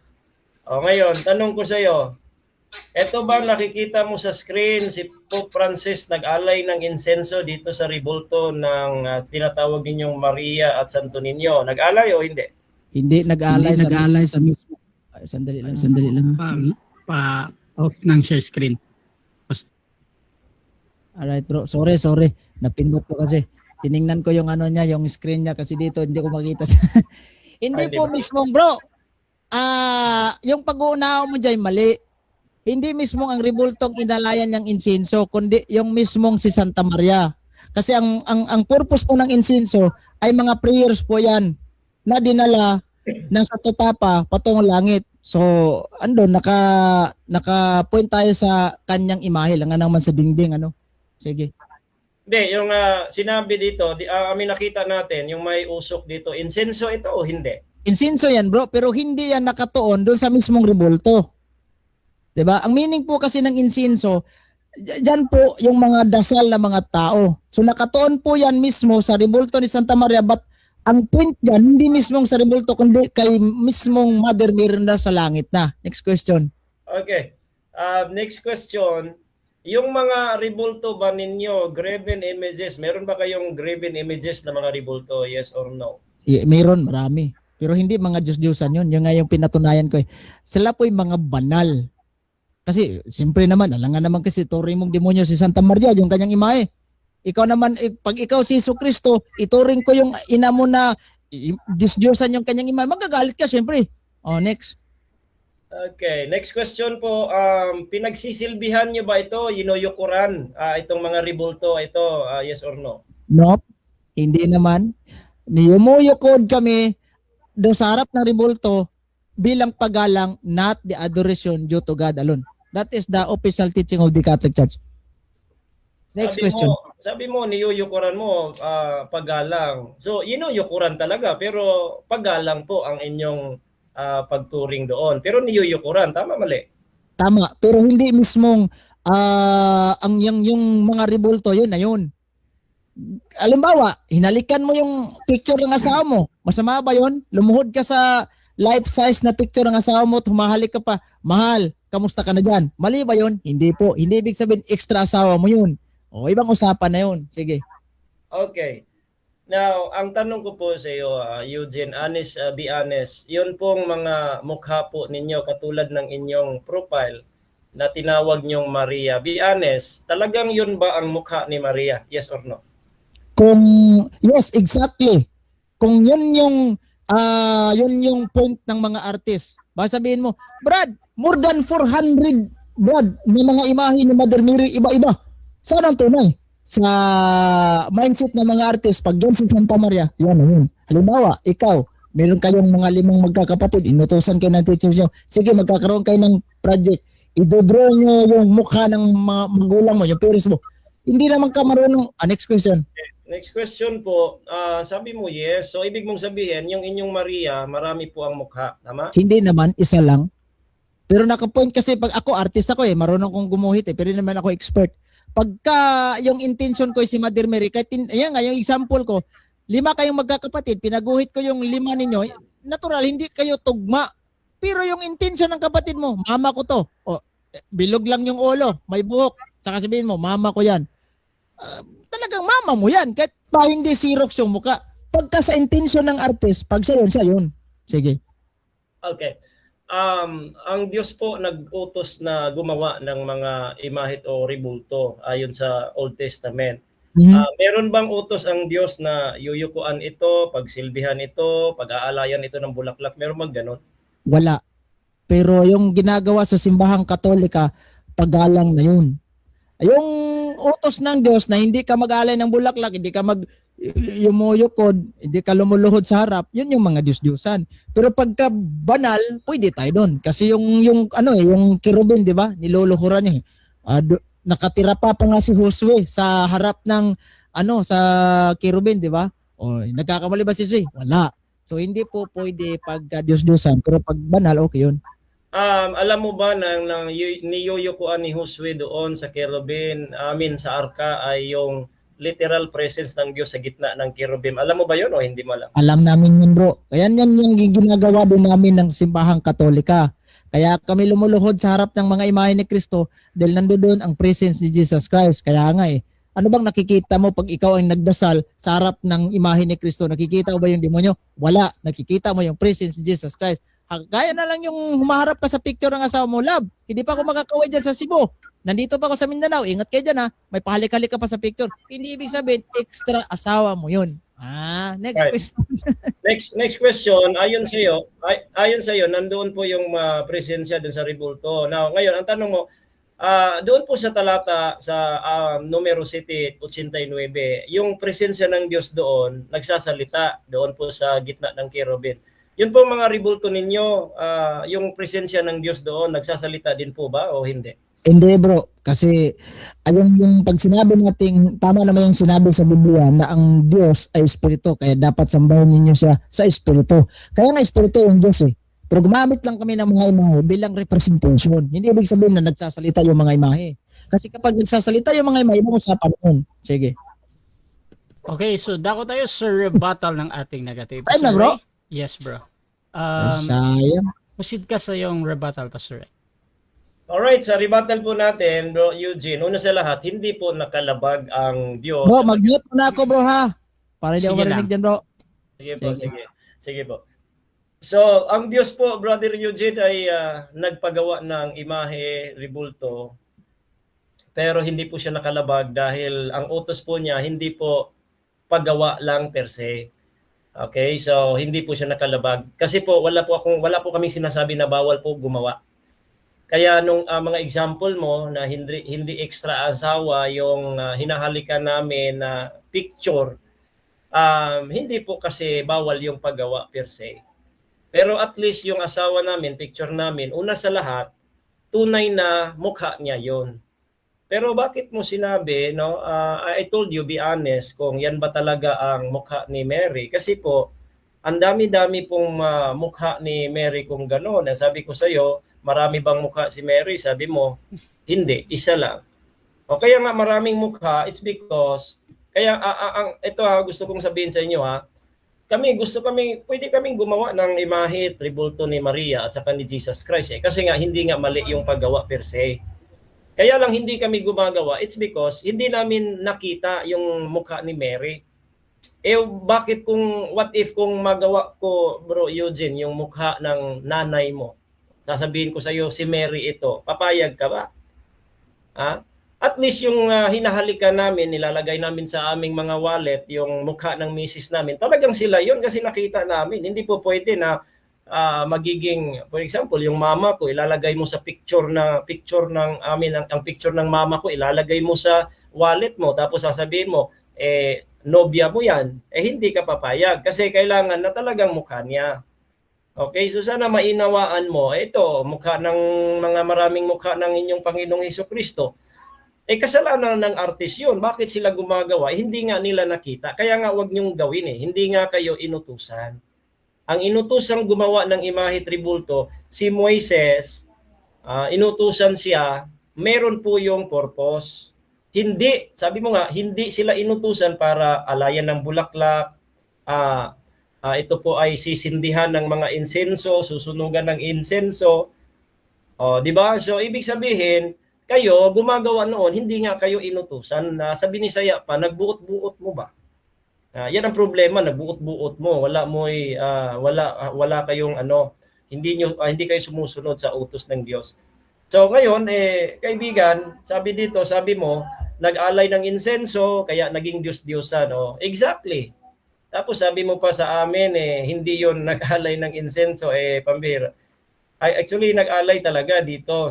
Hindi mo lang nakita ang video Ayan, insenso po yan. Sa ribulto. Kahit sasabihin mo yan, kung hindi sa ribulto, bakit hindi siya sa pader mag-alay? Bakit dyan talaga sa harap? Diba? Tingnan mo, mga insenso yan, Kaya, kaibigang Eugene at lahat naming mga kaibigang Katoliko, napakalaking kasalanan yan according to CCC, yung idolatry. So kung pwede naman kayong manalangin, sumamba na wala pong mga ribulto, bakit na lang diretso na lang kayo, wag kayong gumawa niyan.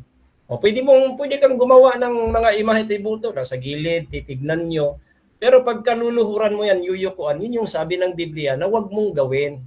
For example, ito, sabi, bakit walang kabuluhan? Talagang walang kabuluhan yon, Eugene, Mali talaga yung salin mo, kahit ipilit mo yung salin mo. Kasi yung Duway Rims version mo, talagang, ang sabi po, an idol is nothing.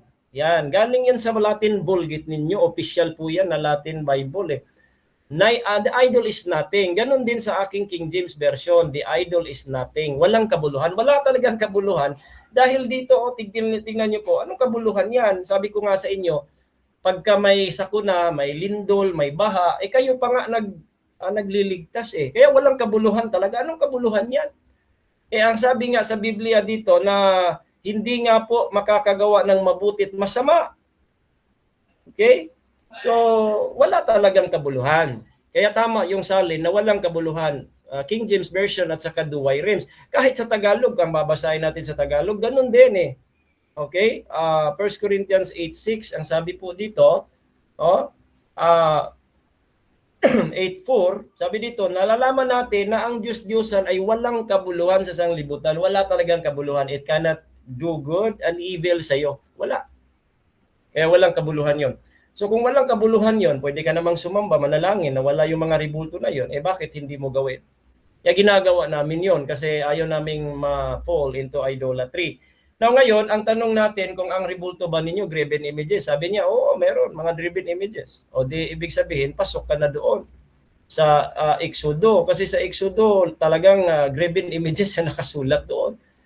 Ngayon, tanong, niyuyukuan mo ba sila? Pinaglingkuran? Sabi niya, nung una, hindi raw. Pero nung sinabi niya oo, pero pagalang, dapat sagutin mo ng oo. Diretso mo sagot, talagang niyuyukuan. Ang dami-daming mga pictures dyan kahit ikaw mismo, alam mo Ayan niyuyukuan yan talaga. Tapos pinagsisilbihan yan. Ayan pinagsisilbihan. Tapos sasabihin mo na hindi. Pero nasa sa inyo kung sasabihin niyo pagalang yon o ano ang inyong purpose, nasa sa inyo yon. Pero ang sabi po ng Biblia, wag. Di kayo na po bahala na managot sa Diyos. Basta ang sabi niya, wag niyong yuyukuan. Hindi niya sinabi. For example, Eugene, nung si Shadrach, Meshach at Abednego, noon pong sila ay pinayuko, pinasamba doon sa imahe. Kung Katoliko yon, sabihin nila na, sige, para hindi tayo pamatay, yuyuko lang tayo, pero sabihin natin sa Diyos, pagalang lang ito, o Diyos, hindi ito pagsamba. Pagalang lang ito. Hindi nila ginawa. Hindi nila ginawa yon dahil alam nila na ang pagyuko sa larawang inanyuan, bawal yun. By the way, hindi po bawal yung pagyuko per se, no? Lahat ng pagyuko ay pagsamba, hindi po. Pero lahat ng pagyuko sa imahe o rebulto, pagsamba yun. Ha? Pagsamba yun. Kaya itong mga ginagawa po nila, talagang pagsamba yan, pambihira. So, ibig sabihin, napatunayan natin mga kaibigan, mga kapatid, na talagang yung kanilang mga imahe tribulto, naging Diyos-Diyosan nila. Bakit po? Kasi nga yung pinagawa ng Diyos kay Moises, hindi, aminado si Eugene na hindi nga yun Diyos-Diyosan. Natural, hindi naman mapagawa ang Diyos ng Diyos-Diyosan eh. So, hindi yun Diyos-Diyosan. Ngunit, noong ito po ay kanilang sinunugan, no? Pinagsindihan nila, pinagsusunugan ng kamangyan o insenso o kaya kayo nga, nagsusunog kayo ng kandila. Di naging Diyos-Diyosan ito. So basically, lahat ng mga rebulto imahe po ng Romano Katoliko, hindi po Diyos-Diyosan agad. Hindi. Ngunit, dahil po sa inyong ginagawa na paglilingkod at pagyuko, naging Diyos-Diyosan po ninyo yan. Kung nilalagay lang ninyo doon sa may gilid, decoration, wala pong problema doon, hindi kayo nagkakasala. Ang problema, niyuyukuan ninyo, nananalangin pa nga kayo eh. Ayun ang nakabawal sa Diyos. Ang linaw-linaw ng binawal sa Diyos eh. Kahit na tignan natin yung Deuteronomy chapter, is that Deuteronomy chapter 6, verse 14? O Deuteronomy chapter 4:16. Okay, Deuteronomy chapter 4 verse 16, baka kayo'y magpakasama at kayo'y gumawa sa inyo ng isang larawang inanyuan na kawangis ng alinmang larawan. Ayan kawangis ng alinmang larawan na kahawig ng lalaki o babae. O tingnan niyo po, 'di ba hindi ba ito kahawig ng lalaki o babae? Ayan kahawig ng lalaki at babae 'yan. O di guilty po kayo. Kaya nga, huwag niyong yuyukuan at pagsilbihan kasi yun ang sabi ng Biblia. So yung mga idols, it's nothing in the world. Yung Good News Bible na it does not exist, mali. Bakit, Eugene? Kasi yung baka, di ba? Yung ahas na tanso, yung baka, naging Diyos-Diyosan. Hindi ba nag-i-exist ang baka? Hindi ba nag-i-exist yung ahas? O kaya maling-mali na salin yan. Maghahanap pa ako ng scholar. Hindi na ako maghanap ng scholar. Gagamitin ko na lang yung inyong salin. Pambihira sasabihin mo, mali itong salin na ito. Walang kabuluhan ang malinaw po na salin dyan. Hindi po yung hindi nag-i-exist. Kasi mali yun. Kasi yung baka at saka ahas nag-i-exist yun. Pero yung kanilang rebulto, pagka yan po yuyukuan, pagsilbihan, magiging Diyos-Diyosan po yan. Kaya guilty po kayo. At sana po ay gawin po ninyo itong rebuke para kayo po'y maituwid. Ang sabi po ng Biblia, if you correct a fool, magagalit. But if you correct a wise man, magiging wise pa siya.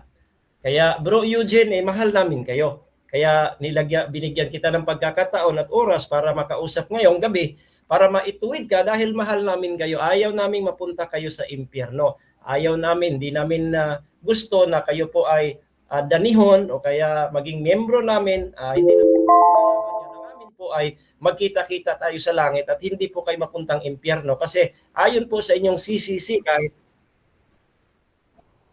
Sige po, salamat. Okay, so dako tayo sa second cross ng ating affirmative. Brother Eugene, your time starts now.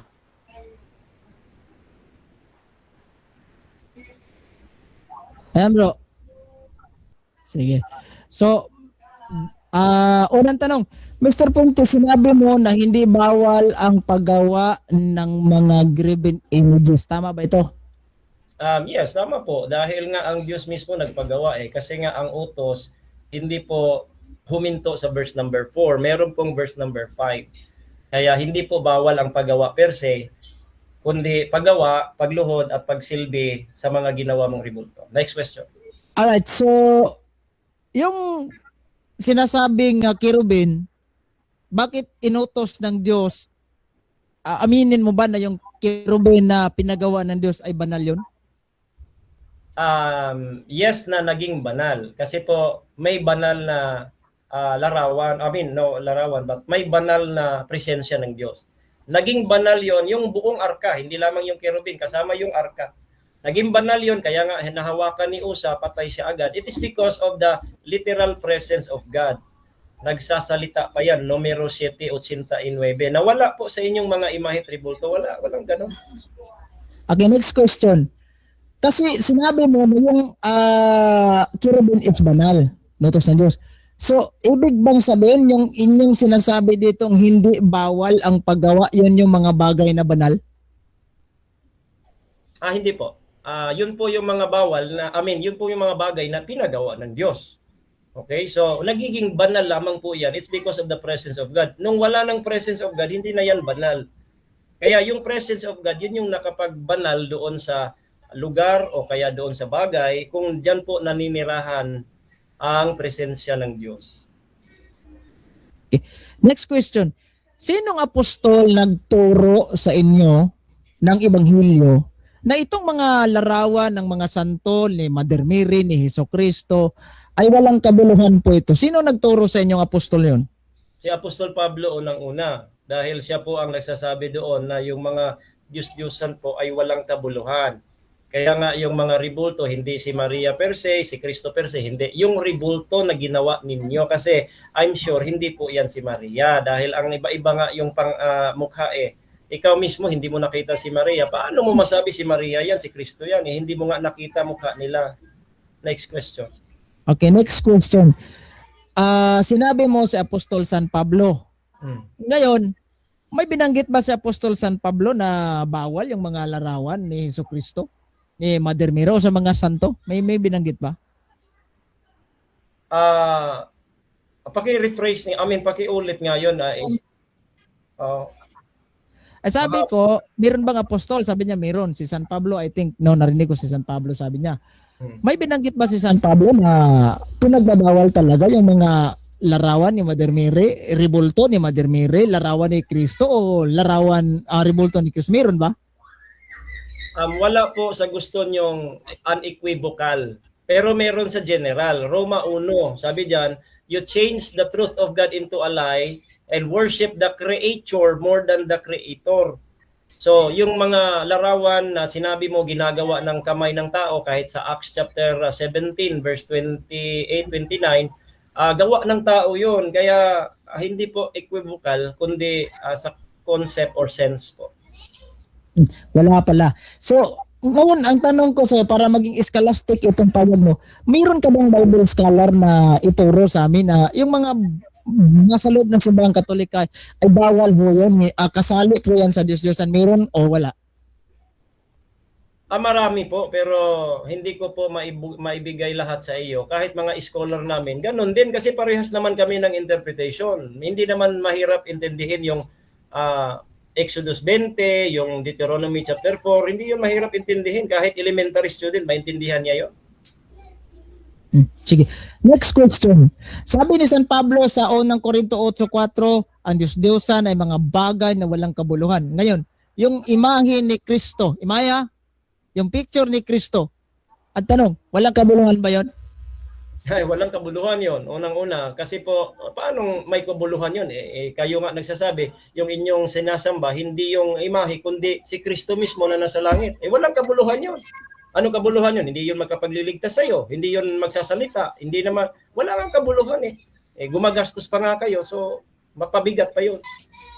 Saan talata mo nabasa na yung imahe ni Hesukristo ay walang kabuluhan? Ayun nga sa 8:6 ng Korinto, kasi po naging Diyos-Diyosan po yung larawan ninyo na sinatawag ninyong Kristo, pero hindi po yan totoong Kristo o mukha ni Kristo, I believe. Kasi iba't ibang Kaya gusto kong sabihin mo, marami akong picture dito, ituro mo kung sino po, alin dito yung Kristong totoo. Okay. Bro, next question bro. Sabi mo yung tansong ahas ay Diyos-Diyosan. Gumamit ka pa ng verse sa Biblia. Ang tanong ko, nung pinagawa ito ni Moises, nung pinagawa ito ng Diyos kay Moises, naging Diyos-Diyosan ba itong ang Diyos Ama? Lumabag ba siya sa kanyang utos na hindi pwedeng gagawa ng kung ano mga bagay, wangis? Lumabag ba siya o hindi? Hindi nga, kasi hindi nga po mali yung pagpagawa. Pero noong ito po ay sinamba, sinindihan, pinangalanan nila ng insenso, sinindihan nila, naging Diyos-Diyosan, which is yun ang ginagawa ninyo. Umaamin ka, insenso yung hawak ni ni Pope Francis. Nagsisindi kayo ng kandila sa mga ribulto, maging Diyos-Diyosan nyo po yun. Okay, So, next question. Next question, bro. Inaamin mo na ngayon, bro, na sa buong Biblia, kahit anong version, wala kang nabasa na ang larawan ni Mother Mary, larawan ni Kristo sa mga santong Katoliko ay kasali sa Diyos-Diyosang binanggit sa Biblia. Aminin niyo ba ito? Hindi, kasi meron akong nabasa. Yung Exodo 20, yung awit 115, kasi kahit yung Jeremiah 10, that is in general. Hindi kasi naabutan yung ribulto ninyo. Kasi pag naabutan yon ni Jeremiah, ni Moses, yung ribulto ninyo, kasali sana yon. Pero general kasi anything eh. Kung naintindihan mo yung anything, any likeness, hindi mo na itatanong yan. Next Okay, question. bro. Sa binanggit mo mga sitas, bro, sabi mo yung nabasa. May nabasa ba dito sa Salmo 115, Jeremiah 10, Exodo 20? May nabanggit ba na larawan mismo ni Santa Maria o ni Cristo? Kahit anong mga santo sa Katoliko, may binanggit ba ito? Wala. Wala nga, verbatim. Kasi po general. Pagka Kasi sinabi wala. mong general, kasama na yung larawan ni Buddha, ng ibang mga larawan, general eh. Pero yung katangian nandoon eh. Hindi nakapagsasalita, hindi nakalakad, kailangan buhatin. Lahat ng mga description na yon, yun yung parehas sa inyo. Kaya kuridas yon, sa Bisaya, kuridas na yon. Okay, so dako tayo sa final conclusion at mauna dito si Pastor Ray ng Baptist. 5 minutes, bro. Okay, so ito po yung conclusion, ano po, unang-una hindi po mali yung paggawa per se, period. Hindi yon, walang problema. Kahit tayo nga gumagawa tayo ng imahe, may mga ribulto, mga figurine, hindi nga yun mali. Ngunit kung ito po ay inyong yuyukuan at pagsilbihan, sisilbihan ninyo ito po ipoposisyon ninyo, yung pagsisilbi, magiging Diyos-Diyosan. Kagaya po ng tansong ahas. Kaya nga, wag nyong gawin yon. Kung nagpagawa man ang Diyos, di gumawa kayo kahit pero ang pinagawa naman si Moises, pero ipagpalagay natin, sasali kayo. Pero wala namang apostol na inutusan gumawa eh. Ngunit kung gagawa naman kayo, wala pong utos ang Diyos na yuyukuhan nyo yan, pagsilbihan nyo, walang ganon. Kasi noon pong ito ay pinagsilbihan ng mga Israelitas, mismo pinagawa ng Diyos, naging Diyos-Diyosan, sa inyo pa kaya. Okay? Kaya mga kaibigan, mga kapatid, kahit anong pong depensa pong gawin ninyo, maling-mali po yon. Kagaya po ng mga Hebrew children na sila po ay pinayuko, pinagsamba doon sa imahe ni Nebuchadnezzar, hindi nila ginawa dahil mali po yung pagyuko sa ribulto. Uulitin ko, hindi lahat ng pagyuko pagsamba, pero lahat ng pagyuko sa imahe o ribulto pagsamba yon. Kaya hindi ginawa nila. Okay? So kung meron mang utos ang Diyos na gumawa ng imahe at ribulto, walang utos na yuyukuan nila at pagsilbihan nila.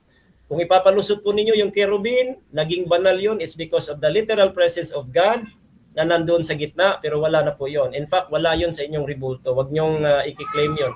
Kasi po, ang patunay na may literal presence of God, yung kerubin, yung arka, nahawakan ni Osa, patay siya agad-agad.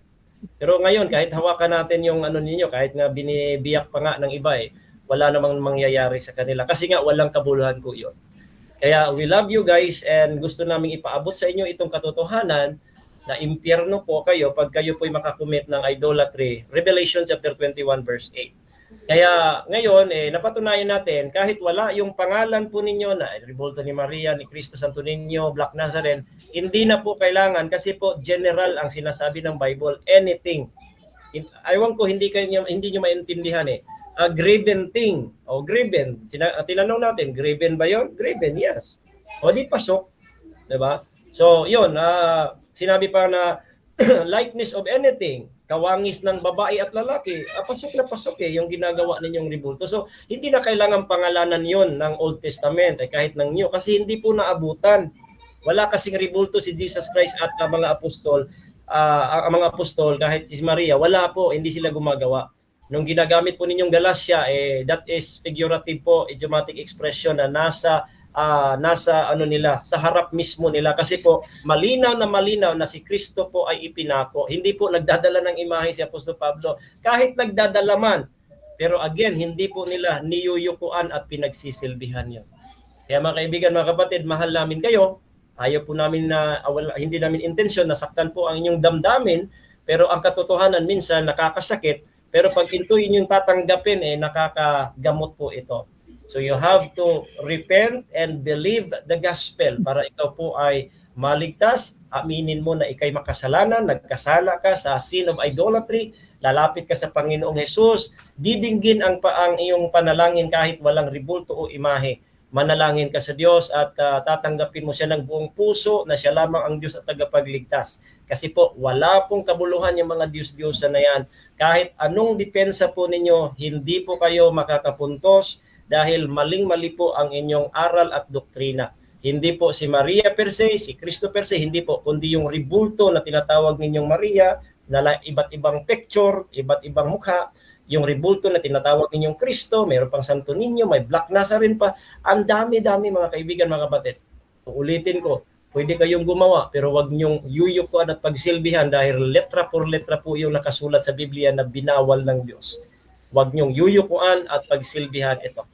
Kaya mga kaibigan, mga kapatid, repent and believe the gospel. Yun po ang masasabi ko po sa inyo. Meron pa, Bro Rush? Pila? 30 seconds. Alright? So again, wag po kayong magagalit sa amin. We are preaching the truth to you. So nakakasakit po ito. Pero mga kaibigan, mga kapatid, makikita nyo po na ito po'y katotohanan. Makikita niyo sa cross-examination. Sinong nakapunto, sinong napuntusan, sinong naipit, sino yung pabago-bago yung sagot. Dahil po katotohanan po yung dala natin. Kaya to God be the glory. Great things He has done. Salamat sa Banal na Espiritu na nagbigay po sa atin ng unawa sa kanyang mga salita na napakalinaw kahit elementary student maiintindihan po kung open ang inyong mind and heart sa salita ng Diyos. Maraming salamat po. Okay, so dako din tayo sa final conclusion ng ating affirmative. Brother Eugene, your time starts now. Okay, so once again, magandang gabi. So ito, ang final conclusion natin dito, talagang pag sa korte po, kaya itong debate pag sa korte, para tayo nagkakaso di ba? Pag sa korte, ngayon ka ng ebidensya, wala kang mabasa, ibig sabihin, dismiss po yung kaso. Walang ebidensya, dismiss yun. Kaya maraming kasong nadidismiss dahil kakulangan sa ebidensya. Ang gusto ng korte, kailangan may statement po na nakalagay. Kapag walang statement, wag tatanggapin. Kaya nga maraming kasong nababasura lamang. Dito sa issue natin, dito Brother Puentes, patutunayan ko na hindi kasama. Yung tinanong kita, meron ba? Sabi mo, wala. Wala. Tama nga naman, negatibo ka, walang-wala ka. O pagka wala kang maibigay, so ibig sabihin, tapos ang debate. Dismiss ang kaso. Dahil wala kang maibigay. Bagko sinabi mo ba, hindi bawal ang paggawa. Sabi mo, paggawa ng graven image, hindi po bawal sa Diyos. Pero bakit kayo namumroblema sa simbahang Katolikang may graven image kami? Hindi naman pala bawal. Nakakatawa itong si Puentes. Pagka sinabi mong wala, and then case closed. Bakit mo pa tinitindigan yun? Wala ka namang dalang ebidensya. Nag-aaksaya ka lang ng oras. Ako kasi affirmatibo. So pinoprove ko. Na-prove ko ba? Yes. Bakit ka ako? Nagbanggit ako ng mga sita sa Biblia. Pinangalanan yung mga Diyos-Diyos. Mayroon bang sinabing Santa Maria? Wala. Ngayon, sa yung panahon niya, gigibain niya, dapat may ebidensya ka. Uy, hindi yun. Meron akong ebidensya. Napunta siya doon sa insinso. Hindi naman usapan namin yun. Na kung inaano ba yung larawan, ininsisuhan ba yun, niyoyokuran ba yun, ibang usapan na po yun. Ang pinaka-main point lang po natin dito, ipinagbabawal at ano yung pinagbabawal? Kung kasali ba sa mga Diyos-Diyosan itong mga ito. Sabi mo, walang mababasa. Hindi, tapos ang laban. Ano pang pag-uusapan natin dito? Nag-aaksaya lang ng panahon. Kung bagay sa abogado, mag-question ka ng abogado mo, mag-question ka sa attorney, meron ka bang ebidensya? Pag sinabi mo, wala attorney. Ano sasabihin mo sa korte? Wala kang ebidensya. Halimbawa, nag-file ka ng kaso.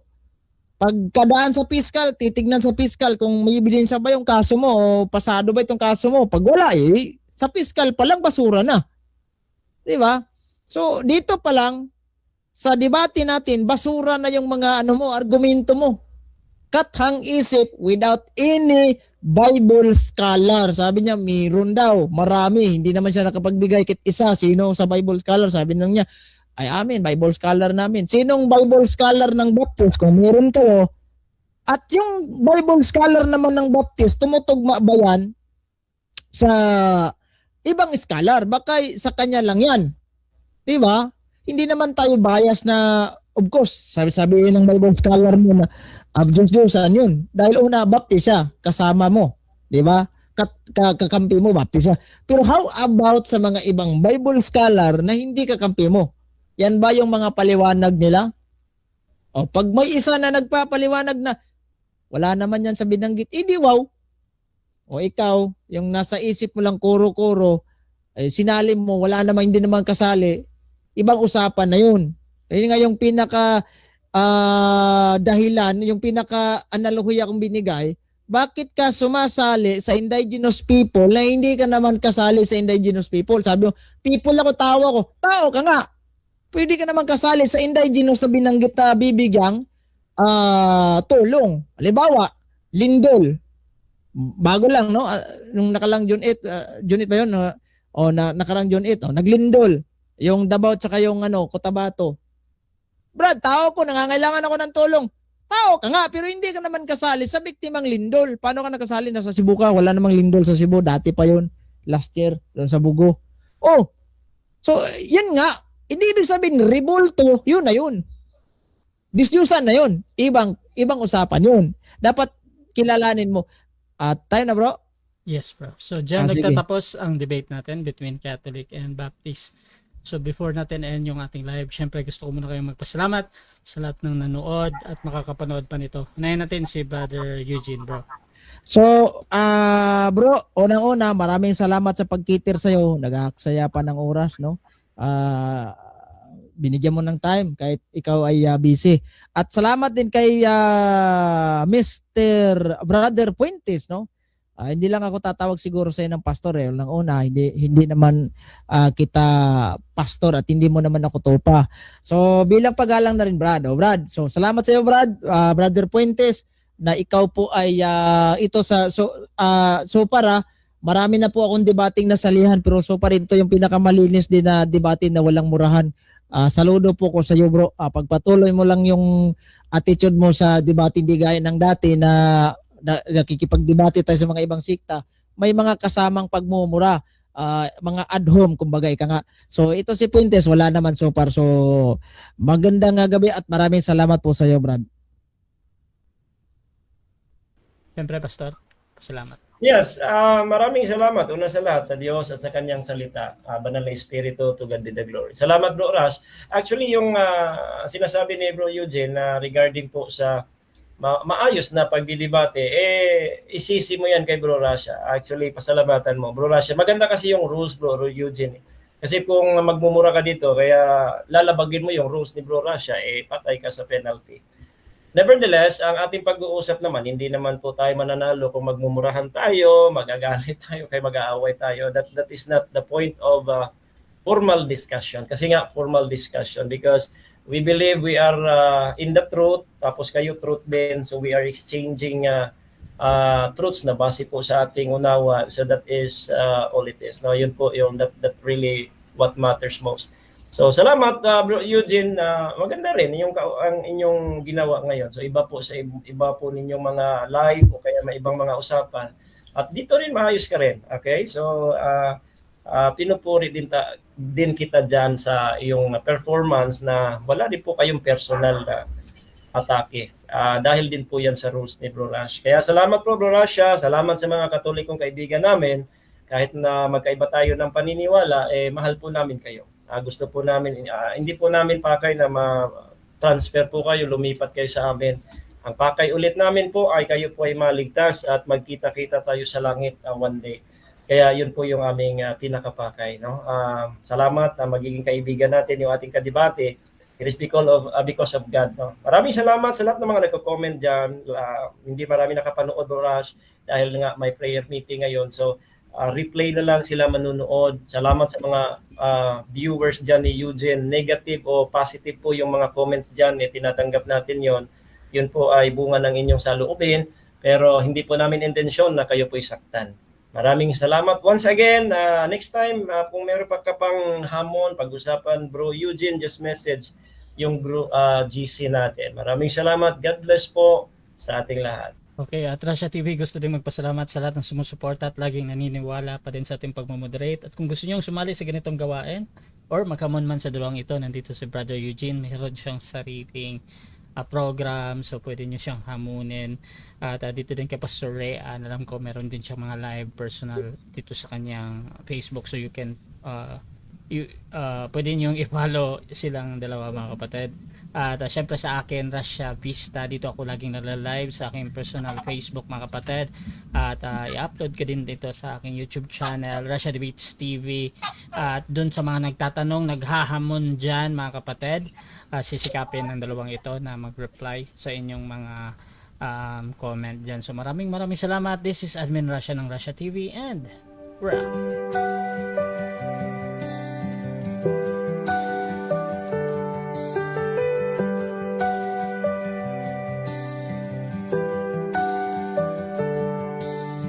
Darkness fades when you are near. Your light breaks.